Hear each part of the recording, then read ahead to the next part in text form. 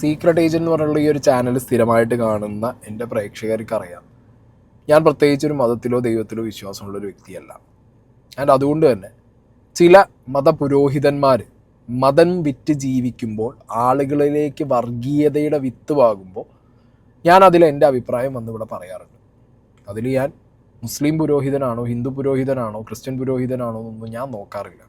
Okay, മനുഷ്യന്മാരെ തെറ്റിക്കാനും മനുഷ്യന്മാരെ തമ്മിലടിപ്പിക്കാനും പടച്ചവൻ്റെ പേരിലും ദീനിൻ്റെ പേരിലും ദൈവത്തിൻ്റെ പേരിലും യേശുവിൻ്റെ പേരിലൊക്കെ നടന്ന് എരന്ന് നാട്ടുകാരെ തമ്മിൽ തല്ലിച്ച് തിന്ന് ജീവിക്കുന്ന ഒരു കൂട്ടം നാറികളെ കാണുമ്പോൾ ഞാൻ എൻ്റെ അഭിപ്രായം ഞാൻ പറയും. അപ്പോൾ ഈ വീഡിയോയുടെ തുടക്കത്തിൽ ഇത് പറയാൻ കാരണം, മതത്തിലും ദൈവത്തിലും ഇങ്ങനത്തെ ആളുകളിലും വിശ്വസിക്കുന്നവരുണ്ടെന്നുണ്ടെങ്കിൽ ദയവ് ചെയ്തിട്ട് സ്കിപ്പ് ചെയ്തിട്ട് പോവാം. ഓക്കെ, അപ്പോൾ ഇതിൽ ഞാൻ പറയുന്നത് മുജാഹിദ് ബാലുശ്ശേരി, ഓക്കെ, ഈ വ്യക്തിയെക്കുറിച്ചാണ്. ഇയാളുടെ ഒരു റീസെൻറ്റ് സ്പീച്ചിനകത്ത് ഇയാൾ മോഹൻലാലിനെ കുറിച്ച്, ആദില നോറയെക്കുറിച്ച്, ബിഗ് ബോസിനെ കുറിച്ചിട്ടൊക്കെ അങ്ങനെ ഇരുന്ന് പറയുന്നുണ്ട് മൂപ്പർ. ഇയാൾക്ക് ഇത് പറയുമ്പോൾ ആർക്ക് എന്തിനെക്കുറിച്ചും വിമർശിക്കുന്നതിലൊന്നും ഒരു കുഴപ്പമില്ല. പക്ഷേ അതിലെന്തെങ്കിലും ഒരു റെലവൻ്റ് ആയിട്ടുള്ളൊരു പോയിൻ്റ് പറയാൻ പറ്റണം. ഓക്കെ, അല്ലെങ്കിൽ സൊസൈറ്റിക്ക് ഒരു മെസ്സേജ് പാസ് ചെയ്യാൻ പറ്റണം. അങ്ങനെയൊന്നുമില്ല.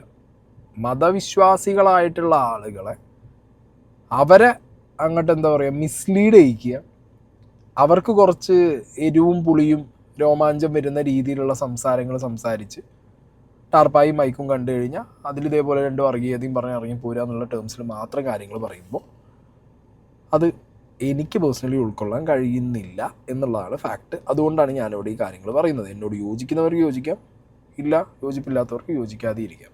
I respect everything. അപ്പോൾ എന്താണെങ്കിലും ഈ മുജാഹിദ് ബാലുശ്ശേരി റീസെൻ്റ്ലി നടത്തിയ അയാളുടെ സ്പീച്ചിനിടയിൽ പറഞ്ഞ കുറച്ച് കാര്യങ്ങൾ നമുക്കൊന്ന് നോക്കാം. ഇപ്പൊ ബിഗ് ബോസ് പോലെയുള്ള മോഹൻലാലിന്റെ പേര് പറയാൻ പോലും ഇപ്പൊ എനിക്കൊരു അറപ്പ് തോന്നാറുണ്ട്. കാരണം വളരെ മോശമായതിന് സപ്പോർട്ട് ചെയ്യുന്ന ഒരാളായിട്ട് അദ്ദേഹം മാറി. എന്ത് അവാർഡ് കിട്ടിയിട്ടും കാര്യമില്ല. എന്ത് അവാർഡ് കിട്ടി? ലോകത്തിന്റെ സകല പുരോഗതിക്കും എതിരെ നിൽക്കുന്ന രണ്ട് പെൺകുട്ടികൾക്ക് വേണ്ടി വാദിച്ച ആളായത്. ലോകത്തിന്റെ പുരോഗതി എന്നേക്കുമായി നിന്നു പോകണമെന്നും, ലോകത്തിലെ എല്ലാ എയർപോർട്ടുകളും അടച്ചുപൂട്ടണമെന്നും, ലോകത്തിലെ എല്ലാ വിദ്യാഭ്യാസ സ്ഥാപനങ്ങളും ഇനി മുതൽ ഉണ്ടാകരുത് എന്ന് വാദിച്ച രണ്ട് പെൺകുട്ടികൾ, ലോകത്ത് മനുഷ്യകുലം ഇനൊരു 100 കൊല്ലത്തിന് ശേഷം വേണ്ട എന്ന് തീരുമാനിച്ച രണ്ട് പെൺകുട്ടികൾ, മുസ്ലിം സമുദായത്തിലെ രണ്ട് ഷെറുകൾ, നാഷണൽ വേസ്റ്റുകൾ, അതിന് പകരം 18-ാം വട്ട തെങ്ങ് വെച്ച കരിക്ക് കിട്ടും. അങ്ങനത്തെ രണ്ട് ജന്മങ്ങൾ, ആ രണ്ട് ജന്മങ്ങൾക്ക് വേണ്ടി വാദിക്കുക. ഞാൻ ഇങ്ങനെ വിചാരിക്കും, മോഹൻലാലിന്റെ അച്ഛനും മമ്മൂട്ടിന്റെ ബാപ്പയും കല്യാണം കഴിച്ചു നീയിരിക്കാം. മോഹൻലാലും ഉണ്ടാവില്ല, മമ്മൂട്ടി ഉണ്ടാവില്ല. ഉണ്ടാവോ? ആ കോമൺ സെൻസ് ഇല്ലാത്ത ഒരുത്തനാണ് ബിഗ് ബോസ് കിടന്ന് നിരങ്ങുന്നത്. ഫാൻസ് കയറി തല്ലിവിടം കേട്ടോ. എന്ത് മഹാത്മാഗാന്ധിയുടെ അച്ഛനും നെഹ്റുവിന്റെ അച്ഛനും കല്യാണം കഴിച്ചാൽ മഹാത്മാഗാന്ധി ഉണ്ടാവില്ല, നെഹ്റു ഉണ്ടാവില്ല. ഇത് കോമൺ സെൻസ് ഉള്ള ഒരു മനസ്സിലാവും. വലിയ ജീനിയസ് ഒന്നും ആകണ്ട. മുജാഹിദ് ബാലുശ്ശേരിക്ക് കോമൺ സെൻസ് ഉണ്ടെങ്കിൽ മുജാഹിദ് ബാലുശ്ശേരി ഒരു കാര്യം മനസ്സിലാക്കണം. മുജാഹിദ് ബാലുശ്ശേരിയുടെ ഉപ്പ ഒന്ന് വിചാരിച്ചിരുന്നെങ്കിൽ മുജാഹിദ് ബാലുശ്ശേരി ഉണ്ടാവില്ല. മനസ്സിലായില്ലേ? അതിപ്പോൾ ഒരു ആണും പെണ്ണും ആവണമെന്നൊന്നുമില്ല. ആണും പെണ്ണും ആവുമ്പോൾ ഒരാണ് തീരുമാനിച്ചാൽ മതി, താല്പര്യമില്ല. ഒരു പെണ്ണ് തീരുമാനിച്ചാൽ മതി, താല്പര്യമില്ല. മനസ്സിലായല്ലോ? ആ പ്രക്രിയ നടക്കാതെ ഇരുന്നാലും മതി. അതിന് ആണും പെണ്ണും ഉള്ളപ്പോൾ ഏതെങ്കിലും ഒരു ഇൻഡിവിജ്വൽ തീരുമാനിക്കും. അത് ഇൻഡിവിജ്വലിൻ്റെ ഫ്രീഡം എന്ന് പറയുന്നത് അതാണ്. ഇയാളെപ്പോലുള്ള മണ്ടന്മാർ ഇപ്പം എന്തൊക്കെയാണ് പറഞ്ഞത്?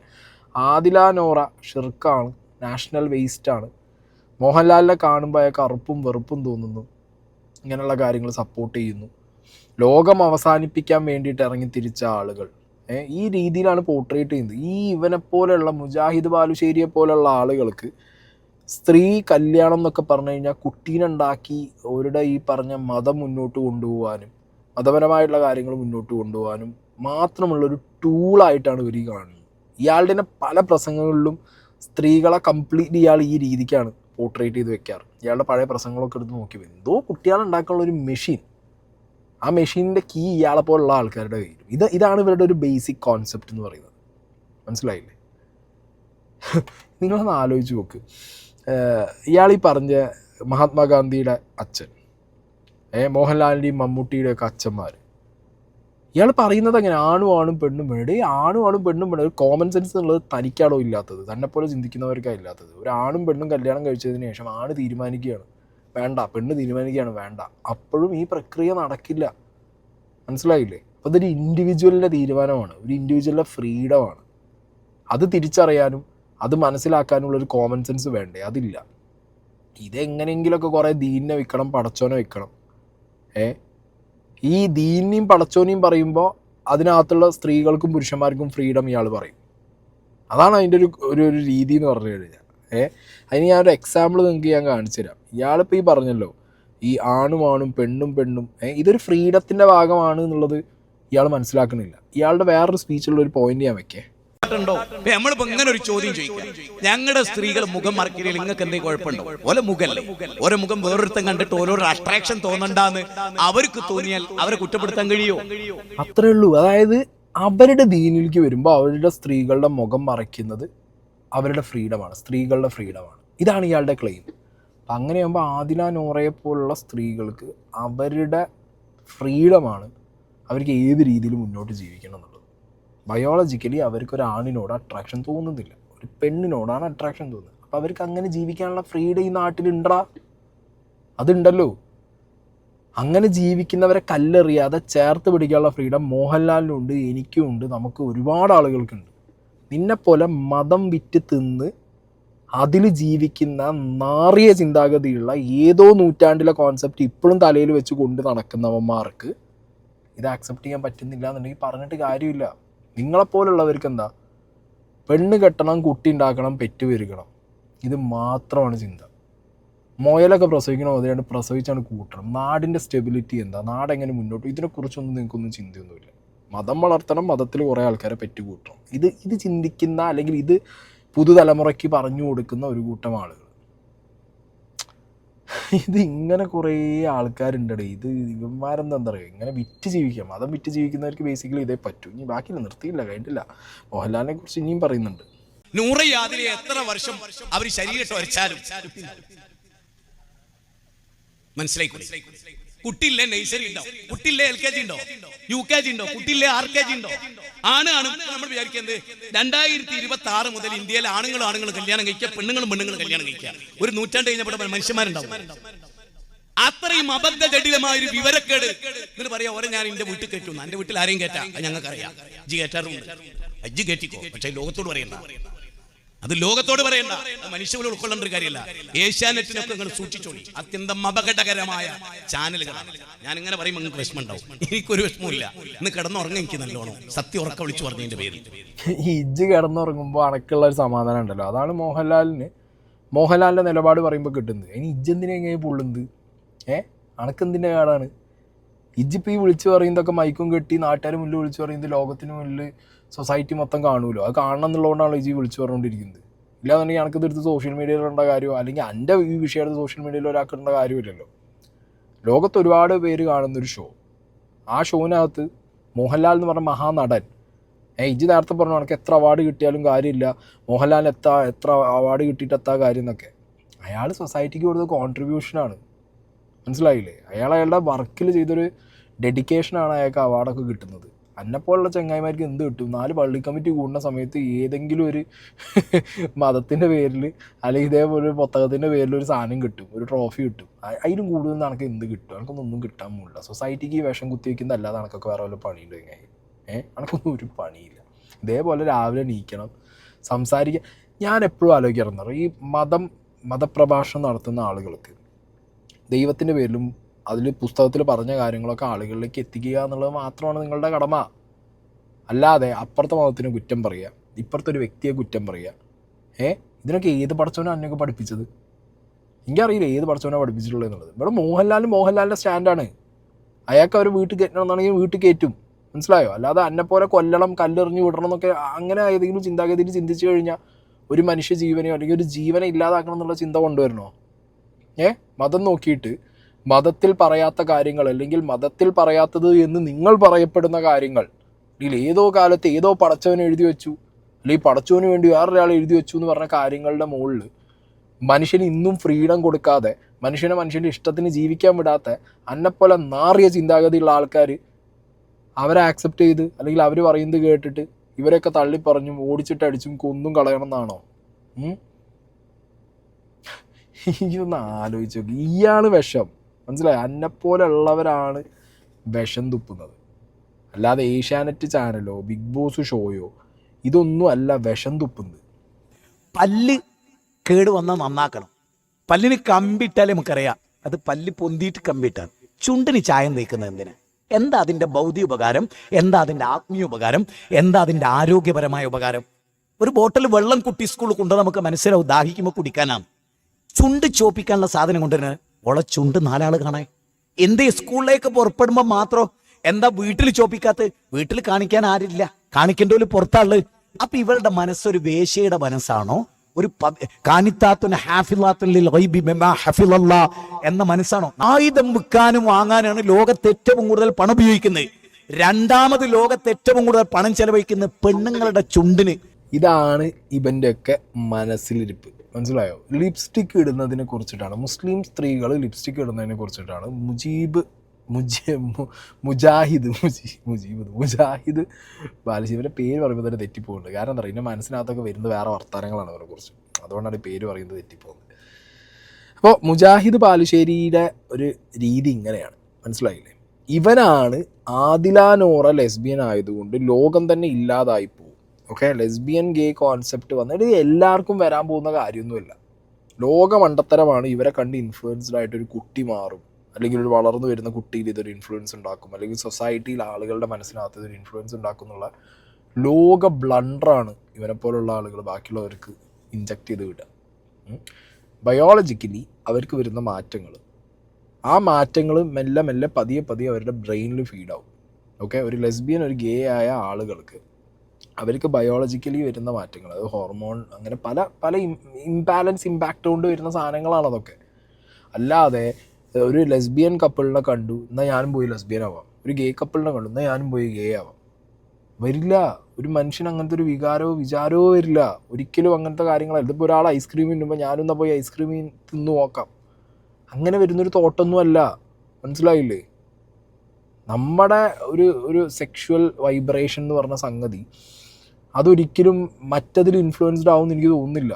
എൻ്റെ ഒരു കോൾ വെച്ചിട്ട് അങ്ങനെയാണ്. ഇപ്പം എൻ്റെ ചുറ്റുപാടും ഗേ, ലെസ്ബിയൻ, ഒരുപാട് രീതിയിൽ വ്യത്യസ്തരായിട്ടുള്ള ആളുകളുണ്ട്. അത് വിചാരിച്ചിട്ട് എനിക്കത് ട്രൈ ഔട്ട് ചെയ്യണമെന്നോ എനിക്കങ്ങനെ ഒരു ഇമ്പാക്റ്റോ എന്നിലില്ല. എൻ്റെ സെക്ഷുവൽ വൈബ്രേഷൻസ് എന്ന് പറയുന്നത്, എൻ്റെ താല്പര്യങ്ങൾ, എൻ്റെ ലിബിഡോ എന്ന് പറയുന്നത് എപ്പോഴും എനിക്ക് വേറൊരു സ്ത്രീ അല്ലെങ്കിൽ എൻ്റെ ഓപ്പോസിറ്റ് സെക്സിനോടാണ്. മനസ്സിലായോ?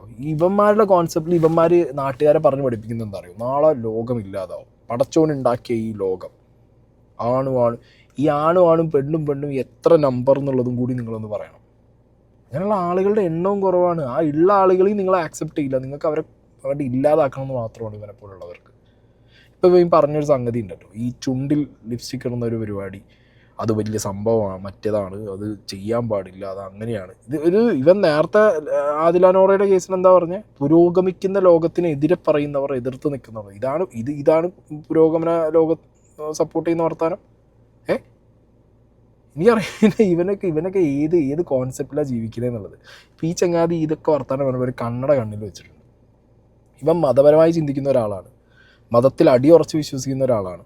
പടച്ചോനാണ് എല്ലാം തരുന്നത്, എല്ലാം ചെയ്യുന്നത് പടച്ചോനാണെന്നുണ്ടെങ്കിൽ ഒരു കാരണവശാലും ഇവൻ കണ്ണട പോലും വെക്കില്ല. കാരണം എന്താ? ഒരു വ്യക്തിയിൽ ഏജിനനുസരിച്ച് കണ്ണിന് കാഴ്ച മങ്ങിപ്പോയി അല്ലെങ്കിൽ മങ്ങുന്നുണ്ടെന്നുണ്ടെങ്കിൽ ഒരു പ്രോപ്പർ വിശ്വാസിയാണെങ്കിൽ എന്താ വിശ്വസിക്കേണ്ടേ?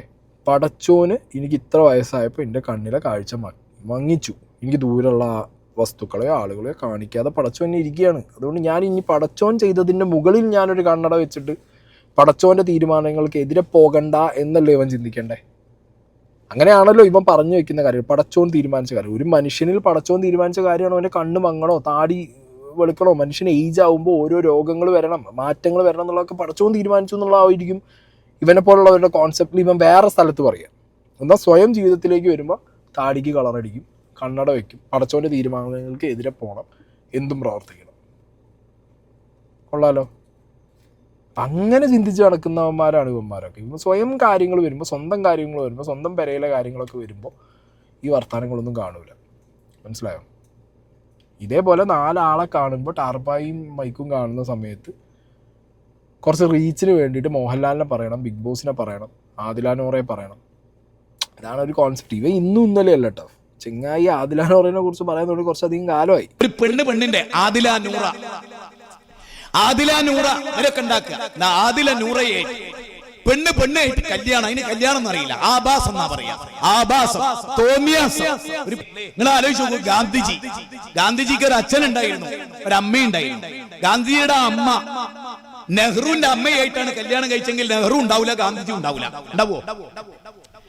ഗാന്ധിജിന്റെ അമ്മ നെഹ്റുവിന്റെ അമ്മയായിട്ടായിരുന്നു ജീവിച്ച ആദില നൂറ പോലെയാണെങ്കിൽ നെഹ്റു ഉണ്ടാവില്ല, ഗാന്ധിജി ഉണ്ടാവില്ല.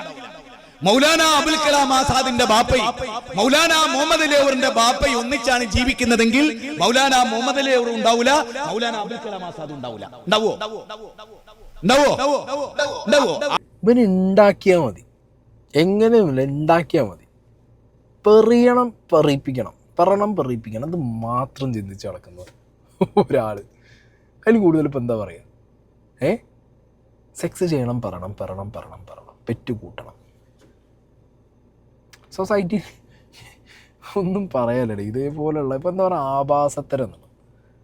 ഓരോ പള്ളികളിൽ നിന്ന് ഉസ്താദ്മാരെ കുറേ ന്യൂസ് പുറത്ത് വരാറുണ്ട്, മനസ്സിലായോ? പല ന്യൂസുകളും പുറത്ത് വരാറുണ്ട്. അന്ന് അതൊരു ആഭാസത്തരമാണെന്നും ഇതുപോലെ കുട്ടികളെ അടക്കം ചെയ്യുന്ന ഉസ്താദ്മാരെ ന്യൂസ് വരുമ്പോൾ ഞാൻ എവിടെ ഇവനൊന്നും മൈക്കും വെച്ച് ടാർപ്പായും കെട്ടി സംസാരിച്ച് ഞാൻ കണ്ടിട്ടില്ല, മനസ്സിലായില്ലേ? ഇപ്പോഴത്തെ ഞാൻ പറഞ്ഞല്ലോ, ഒരു ട്രെൻഡിനനുസരിച്ച് സംസാരിച്ച് പോവുക, അത് വൈറലാകാൻ വേണ്ടിയിട്ട് കുറച്ച് വർത്തമാനങ്ങൾ പറയാം. കോമൺ സെൻസ് ഇല്ലയെന്ന് ബാക്കിയുള്ളവരെ പറഞ്ഞിട്ട് സ്വയം കോമൺ സെൻസ് ഇല്ലാത്ത കാര്യങ്ങൾ വിളിച്ചു പറഞ്ഞുകൊണ്ടിരിക്കുക. പിന്നെ ഇൻജക്റ്റ് ചെയ്യാൻ പറ്റിയ നല്ല കാര്യമാണല്ലോ മതം എന്ന് പറയുന്നത്. അപ്പോൾ പിന്നെ അങ്ങോട്ട് പറയാം, മതം പറഞ്ഞ് ജീവിക്കുക എന്നുള്ളത് തന്നെയാണ് മെയിൻ മോട്ടീവ് ഇവനെ പോലുള്ളവർക്ക്. ഇത് കുറച്ച് കാലം മുമ്പ് പറഞ്ഞൊരു കാര്യമുണ്ട്, ക്ഷേത്രത്തിൽ കാണിക്കയിടുന്നതിലും നല്ലത് വേശ്യാലയത്തിൽ പോകുന്നതാണെന്നുള്ളൊരു സ്റ്റേറ്റ്മെൻറ്റൊക്കെ അടിച്ച ഒരു മഹത് വ്യക്തിയാണ് ഈ പറഞ്ഞ ബാലുശ്ശേരി. ഒരു സ്ഥലത്തിൻ്റെ പേര് പോലും കളയാൻ വേണ്ടിയിട്ട് ഇതേപോലെ മുജാഹിദ് ബാലുശ്ശേരി, ഇവൻ്റെ പേര് തന്നെയാണോ അതോ വേറെ കാര്യം? കാരണം ഒരു സൈഡിൽ മുജാഹിദും ഉണ്ട്, ഒരു സൈഡിൽ ബാലുശ്ശേരി ഉണ്ട്, ഇടയ്ക്കിടയ്ക്ക് കേരള പോകണമുണ്ട്. മോഹൻലാലിനെയൊക്കെ കുറിച്ച് പറയും, ഇവൻ ആരാന്നാണ് ഞാൻ ആലോചിച്ച് നോക്കുന്നത്. ഇവൻ്റെയൊക്കെ ഒരു ഉളുപ്പില്ലായ്മയും ഒരു കോൺട്രിബ്യൂഷൻ സൊസൈറ്റിക്കില്ല. സ്വന്തം ചെയ്യുന്ന പരിപാടിയിൽ തന്നെ പല സ്റ്റാൻഡാണ്. മുജാഹിദ് ബാലുശ്ശേരിയെ പോലുള്ളവർ സർട്ടിഫിക്കറ്റ് കൊടുത്തിട്ട് വേണ്ട മോഹൻലാൽ എന്നുള്ള മഹാനടന് ഒരു റെക്കഗ്നിഷൻ കിട്ടാൻ വേണ്ടിയിട്ട്. ഇനി ഒരു അവാർഡും കിട്ടണ്ട, ഈ മഹാനടൻ്റെ റെക്കഗ്നിഷൻ എന്താണെന്നുള്ളത് ഹിച്ച് ഹൈക്കിംഗ് അവാർഡ്. ആ ചെക്കൻ്റെ വീഡിയോ കഴിഞ്ഞ ദിവസം സൈപ്രസ് എന്നൊരു വീഡിയോ അപ്ലോഡ് ചെയ്തിട്ടുണ്ടായിരുന്നു, ഒരു വ്ളോഗ്. റാൻഡമായിട്ട് ചെങ്ങായി അവിടുന്ന് കണ്ട ഒരു സൊമാലിയൻ പൗരനോട് ഇന്ത്യയെക്കുറിച്ചും കേരളത്തിനെ കുറിച്ചും ചോദിച്ചതാണ്. സൊമാലിയൻ പൗരനാണ്, നിങ്ങൾ ആലോചിച്ച് നോക്കണം. ആ വ്യക്തി ഇന്ത്യയിൽ വന്നിട്ടില്ല, കേരളം അറിയില്ല, അങ്ങേർക്ക് ആകെ അറിയുന്നത് എന്താണ് എങ്ങനെയാണെന്നുള്ളത് നിങ്ങൾ കണ്ടും കേട്ടും നോക്കും. എന്നിട്ട് പറ. കുറച്ച് ആൾക്കാർ ഓൾറെഡി പോയി, ഇവിടെ കുറച്ച് പയ്യന്മാരെ ഞാൻ കണ്ടു. Bro, where are you guys from? We're from Somalia. Oh, you guys speak Arabic? No. Little bit, yeah. Oh, that's nice. Somali is basically the main language. Yeah, Somali, but not Arabic, yeah. Not Arabic. Very less people speak Arabic. Exactly. So, you know Kerala? Yeah, I know Kerala. Who know in Kerala? You know whom? Mohanlal. Mohanlal. Oh, okay. I like him. Which movie you like? Lucifer. Lucifer. Part 1 and 2. Lucifer part 1, Empuran. Empuran, yeah. Wow. Empuran കണ്ടിട്ടുണ്ട് കേട്ടോ. How did you like Kerala movies? Mostly they have a good story. Yeah. The storyline is good. Not like No, they exaggerate the action, no problem. But I like the way Mohanlal does that thing, you know. Yeah. And then he... Munda, our dress. That's so nice. Where in Somalia? Mogadishu. The capital, yeah. I like Mogadishu. Yeah, we are welcome. Yeah, I've been to Mogadishu. Yeah. ഒരു Somalian പൗരൻ റാൻഡമായിട്ട് മാഹിൻ അവിടുന്ന് കണ്ടതാണ് Cyprus എന്ന്. കേരളത്തിനെ കുറിച്ച് ചോദിച്ചപ്പോൾ പറയാനുള്ളത് the legendary മോഹൻലാലിനെ കുറിച്ച്. അല്ലാതെ ഇവിടെ ഏറിയിട്ട് ആർപ്പായും മൈക്കിൻ്റെയും മുന്നിൽ കുറേ മതം തൂറി നടന്നിട്ട് ഒരു കാര്യമില്ല ബാലുശ്ശേരി, മനസ്സിലായില്ലേ? എൻ്റെ സർട്ടിഫിക്കറ്റ് ഒന്നും മോഹൻലാലിന് ആവശ്യമില്ല എന്നുള്ളതിനെ ഇത് കണ്ടാൽ തന്നെ അറിഞ്ഞൂടെ. ഇതാണ് ലോകത്തിൻ്റെ ഏതോ ഭാഗത്ത് നടക്കുന്നൊരു വ്യക്തി. സിനിമ എന്ന് പറഞ്ഞൊരു ആർട്ട്, എന്നെപ്പോലെ മതം തൂറി നടക്കുന്നവർ ഒരിക്കലും ലോകത്തിൻ്റെ ഒരു വക്കിലും എത്താൻ പോകുന്നില്ല. എൻ്റെ മുന്നിലുള്ള ഈ മതം മാത്രം ഈ പറയുന്നത് തുപ്പി ജീവിക്കുന്നത് അതേപോലെ കേട്ട് മുണിങ്ങി ജീവിക്കുന്ന കുറച്ച് ആളുകൾക്ക് ഈ വലിയ സംഭവം, മനസ്സിലായോ? അവരുടെ മുന്നിൽ എനിക്ക് മോഹൻലാലിനെ തള്ളിപ്പറയാം, മോഹൻലാലിൻ്റെ അവാർഡുകളെ തള്ളിപ്പറയാം, മോഹൻലാലിൻ്റെ തീരുമാനങ്ങളെ തള്ളി പറയാം, അതൊക്കെ എനിക്ക് പറയാം, ഒരു മുന്നേ പറയാം. ലോകം റെസ്പെക്റ്റ് ചെയ്യുന്ന, ലോകം റെക്കഗ്നൈസ് ചെയ്യുന്ന ഒരു മഹാനടൻ. ഓക്കെ, ആ നടനെ കുറിച്ച് പറയുമ്പോൾ എനിക്ക് ഈ റെസ്പെക്റ്റ് കൊടുക്കണ്ട, അത് പറയാനുള്ള യോഗ്യത എനിക്കില്ല. എങ്ങനെ മനസ്സിലായി? എനിക്ക് അതിൻ്റെ യോഗ്യത എനിക്കില്ല. ഏത് പറയല്ല, ഇതൊക്കെയാണ് ആ മഹാനടൻ്റെ റെക്കഗ്നിഷൻ എന്ന് പറയുന്നത്. അല്ലാതെ ഈ ഒന്നും മൈക്കൊണ്ട് ആർപ്പായും കിട്ടുമ്പോൾ പറയുന്ന വർത്തമാനങ്ങളല്ല. അൻ്റെയൊക്കെ മതത്തിനോ അല്ലെങ്കിൽ അൻ്റെയൊക്കെ ചിന്തയ്ക്കോ ഓപ്പോസിറ്റ് ഒരു ചിന്താഗതിയാണ് ആ വ്യക്തിക്ക് എന്നുള്ളപ്പോൾ അനക്കൊക്കെ അയാളുടെ റെസ്പെക്റ്റ് ഇല്ല. അപ്പോൾ അനക്ക് അയാളെ വൃത്തി എന്താ, അയാളെ സംസാരം, അയാളെ വാക്ക് പോലും, മോഹൻലാൽ എന്ന് പറയാൻ പോലും അനക്കൊക്കെ ഭയങ്കര ചളിപ്പ്. ഇജ് പറയണ്ടോ, ഇജ് പറയണ്ട, പറയാൻ ലോകത്തിൽ ഇഷ്ടം പോലെ ആൾക്കാർ, ലോകത്തിൽ, മനസ്സിലായല്ലോ, കേരളത്തിൽ ഇട്ടാവട്ടത്തിലല്ല, ലോകത്തിൽ ഇഷ്ടംപോലെ ആൾക്കാർ എന്നുള്ളതിൻ്റെ ഒരു എക്സാമ്പിളാണ് ഹിച്ച് ഹൈക്കിംഗ് നൊമാഡ് മഹീൻ്റെ വീഡിയോയ്ക്കകത്ത് ഈ സൊമാലിയൻ പൗരൻ പറഞ്ഞത്. അനുഭവമുള്ള ഒരു ഇജൊക്കെ ഒന്ന് കാണും. ഇതേപോലെയൊക്കെ മോഹൻലാൽ എന്ന് പറഞ്ഞ പേര് പറയാൻ എനിക്ക് യോഗ്യത ഇല്ല. ഇത് പറഞ്ഞത് ശരിയാണ്, എനിക്ക് യോഗ്യത ഇല്ല.